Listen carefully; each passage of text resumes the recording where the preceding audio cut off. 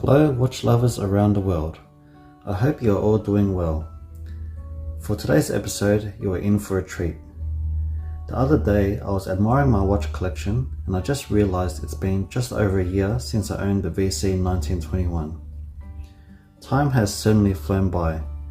I guess it's true what they say. Time flies when you spend time with the ones you love. Anyway, I thought it would be the perfect opportunity to give you my 1 year ownership review. Spoiler alert, I absolutely love this watch. So the things I'll be covering include a brief overview and history of the watch, what it's like owning it, and the 4 best and worst parts about owning this watch. Before we start the review, let's have a quick recap on the piece that we are looking at today. So this is the Vacheron 1921 in 36.5mm in pink gold. This is the unisex version, so it comes with 2 straps, one of them being the bright red and the other one being the brown alligator strap. So it's currently on an aftermarket black alligator strap because I like the look of black and gold together. In terms of case size, if we measure horizontally from one end to the other, it will measure exactly 36.5mm. However, if we were to measure from 3 till 9, it will be closer to 38.5. The reason being is due to the cushion case shape, which has more surface area than the standard circular watch. So lug to lug is 33.3 and lug width is 19. Thickness is an impressive 7.1. Let's have a look at the case back.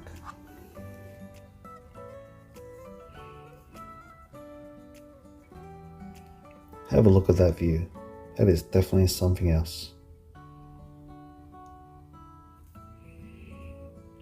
We'll now go through a quick history on the watch.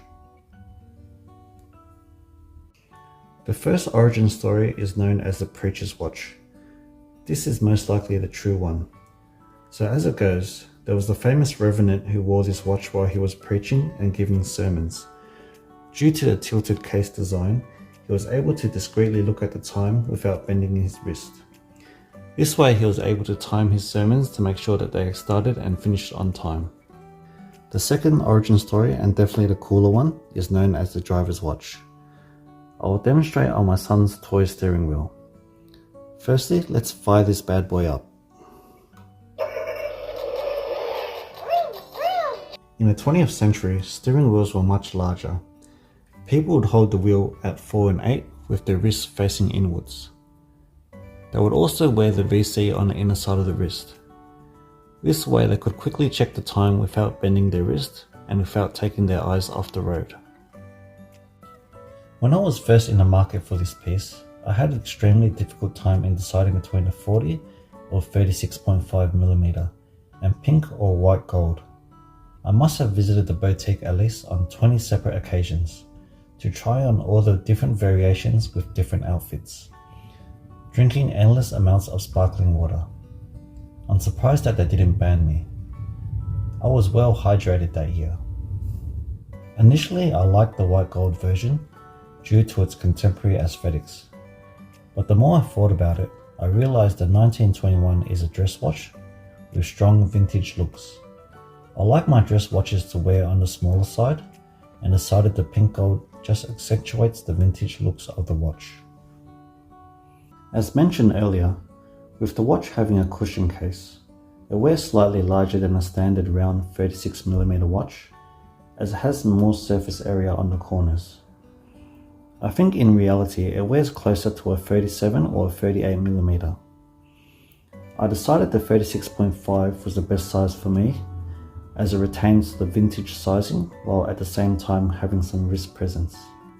We'll now look at some side-by-sides of the 36 and the 40mm watch. Let me know your thoughts in the comments. Do you think I made the right decision?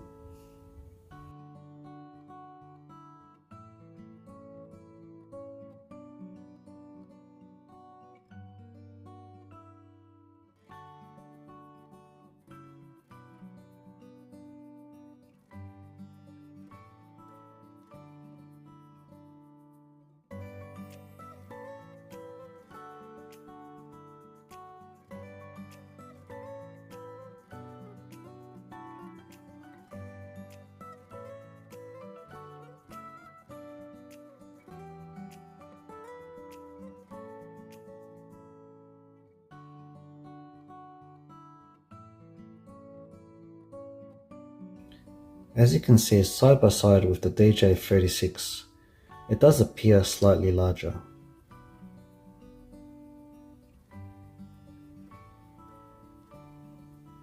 Looking at the dial, when broken down, it doesn't seem like much.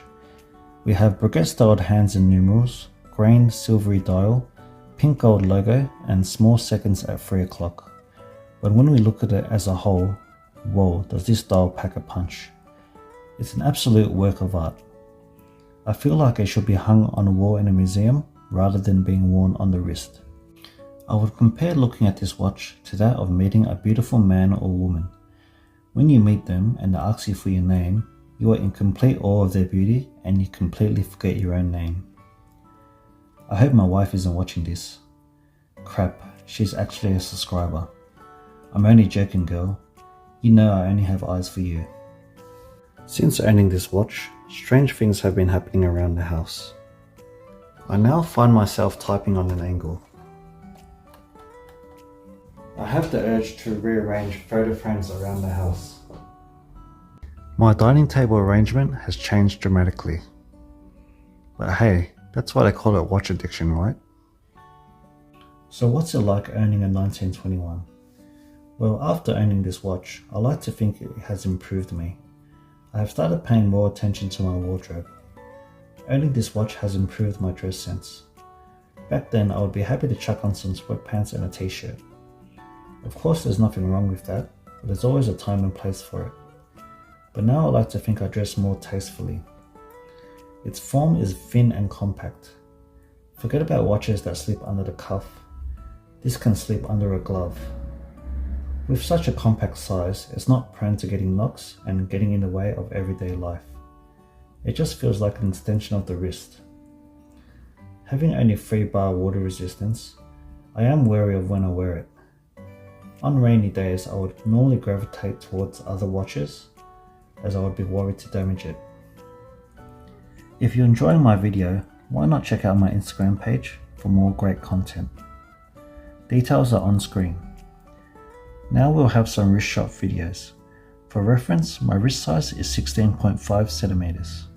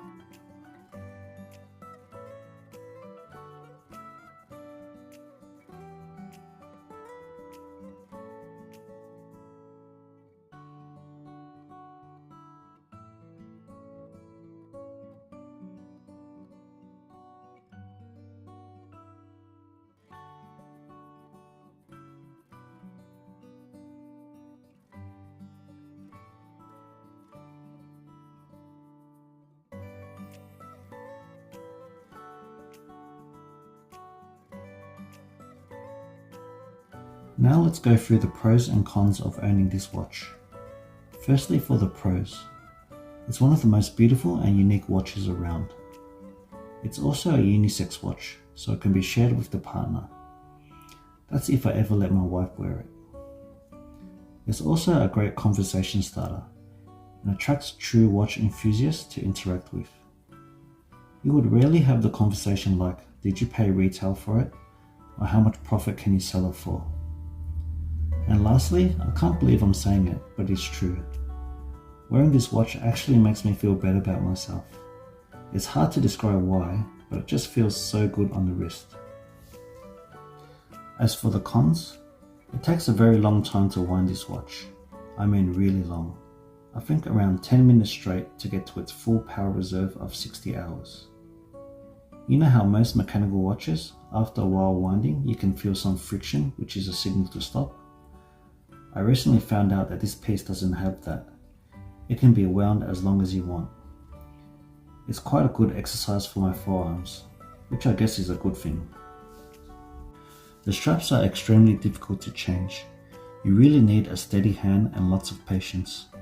I kid you not, I recommend that you should meditate for at least 10 minutes and reach a stage of enlightenment before even attempting to change the straps.